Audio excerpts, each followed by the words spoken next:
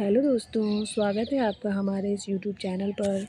इसका पहला प्रश्न है, ट्रिपल RLF किसके अधीन कार्य करता है? इसका सही आंसर होगा मिनिस्ट्री ऑफ कल्चर, सांस्कृतिक मंत्रालय के अधीन कार्य करता है।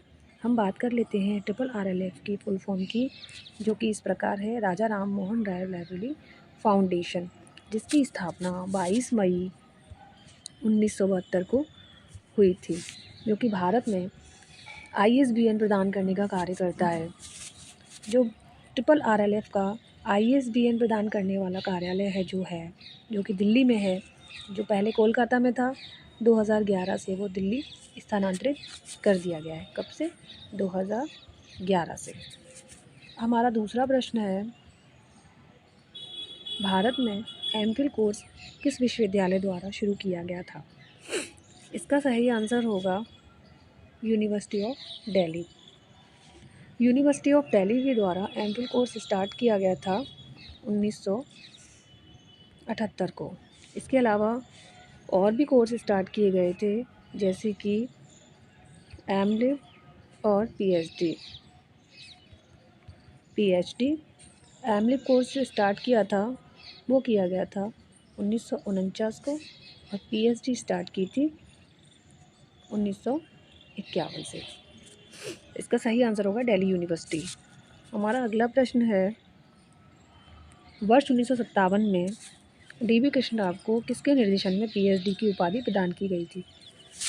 तो इसका सही आंसर होगा SR रंगनाथन के निर्देशन में। और हम बात कर लेते हैं, जो PhD की डिग्री जो प्रदान की गई थी उसका शीर्षक क्या था? तो उसका शीर्षक था fact analysis depth of agriculture classification.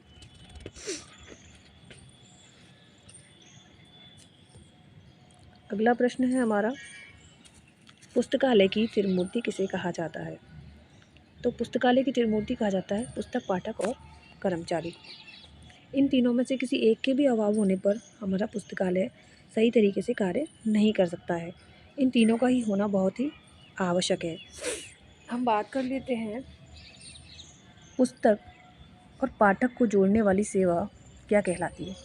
पुस्तक प्लस पाठक को जोड़ने वाली सेवा को क्या कहते हैं? तो उसे हम कहते हैं संदर्भ सेवा। हमारा अगला प्रश्न है, कलकत्ता पब्लिक लाइब्रेरी को इंपीरियल लाइब्रेरी में कब मिलाया गया था?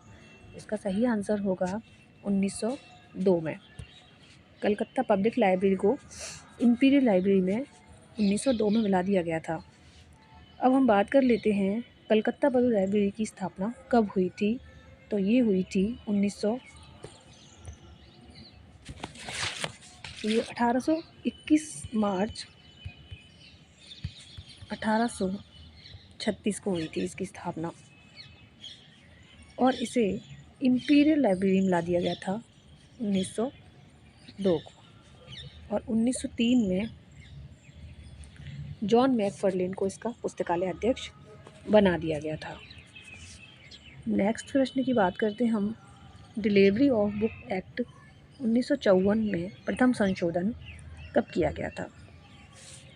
अब हम देख सकते हैं कि जब ये एक्ट बना था 1954 में, इसमें संशोधन जो हुआ था वो हुआ था 1956 को।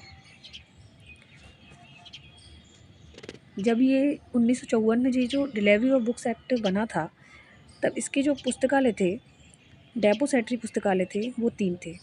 पहला था मुंबई, दूसरा चेन्नई, और तीसरा कोलकाता। लेकिन संशोधन के बाद इन तीनों के अलावा एक डेपोसेटरी और बना दिया गया, जो कि दिल्ली। जो मुंबई है उसे हम बोलेंगे Asiatic society public library Mumbai, और जो चेन्नई में है कौनेमेरा पब्लिक लाइब्रेरी चेन्नई, और कलकत्ता भारत का राष्ट्रीय पुस्तकालय। ये 3 जो थे डेपोसेटरी पुस्तकालय थे, जो कि बाद में दिल्ली को मिला के 4 हो गए। डेपोसेटरी का मतलब क्या होता है? इनको ये अधिकार था कि ये भारत में जो भी प्रकाशक जो प्रतियाँ प्रकाशित करता है उनकी एक एक प्रति चारों पुस्तकालयों में भेजने का प्रावधान होता है, जिसकी जो समय सीमा होती है वो 30 दिन होती है। अगले प्रश्न की बात कर लेते हैं हम। फीड को विकसित कब किया गया था? तो फीड की स्थापना जो हुई थी वो हुई थी फीड की स्थापना हुई थी 12 सितंबर। फीड की स्थापना हुई थी 12 सितंबर 1895 को, और ये विकसित कर दिया गया था 2002 को।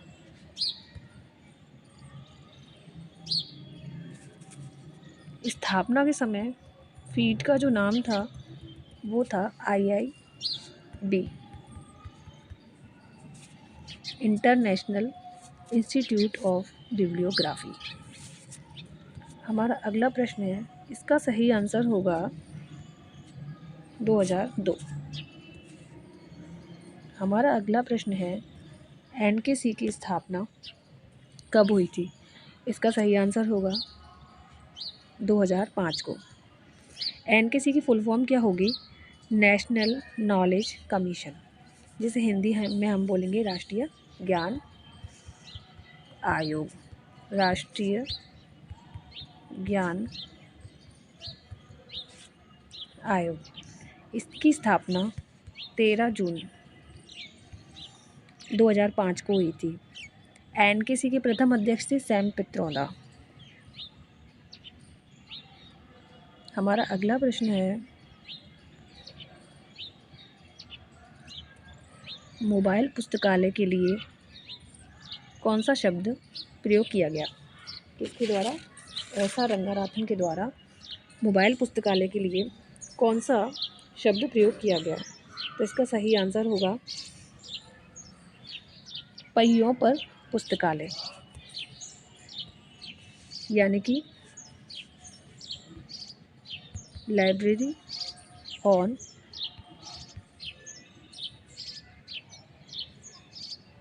व्हील्स, पहियों पर पुस्तकालय। रंगनाथन द्वारा बुक मोबाइल लाइब्रेरी को लिब्राशीन कहा गया, और लिब्रा मैट्रिक्स शब्द का प्रयोग भी 1948 में रंगनाथन द्वारा ही किया गया था। हमारा अगला प्रश्न है, पुस्तकालय विज्ञान शब्द का प्रथम प्रयोग किसने किया था? पुस्तकालय शब्द का प्रथम प्रयोग किसने किया था? इसका सही आंसर होगा ए, मार्टिन स्ट्रिंजबर्ग।